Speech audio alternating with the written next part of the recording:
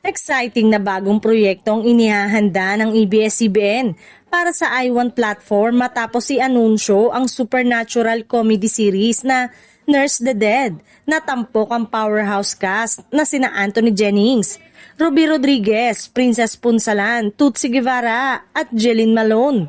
Agad itong nakaagaw ng atensyon ng fans dahil sa kakaibang konsepto at star-studded lineup.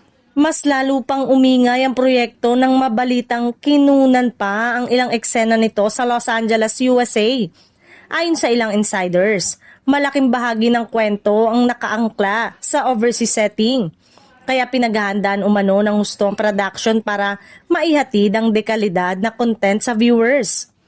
Maghahatid ng kakaibang timpla ng katatawanan at supernatural elements ang serye, kung saan pagsasamain ang horror at comedy sa isang makapagbagbag damdaming kwento. Inaasahang magiging kakaiba ito kumpara sa mga nakasanayang teleserye, dahilan para masabik ang fans sa magiging resulta. Excited din ang mga tagahanga sa pagbabalik acting ng ilang cast members na matagal ding nawala sa mainstream project. Lalo na sina Ruby Rodriguez at Princess Punsalan na kilala sa kanilang matitinding karakter role na siguradong magdadagdag ng lalim at kulay sa serye.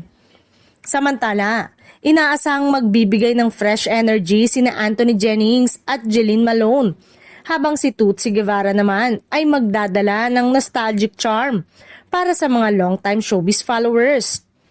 Ang kombinasyon ng veteran at younger stars ang isa sa inaabangang highlight ng proyekto. Sa ngayon, wala pang eksaktong petsa ang premiere ng Nurse the Dead, ngunit inaasahan na itong papalabas sa iOne sa mga susunod na buwan.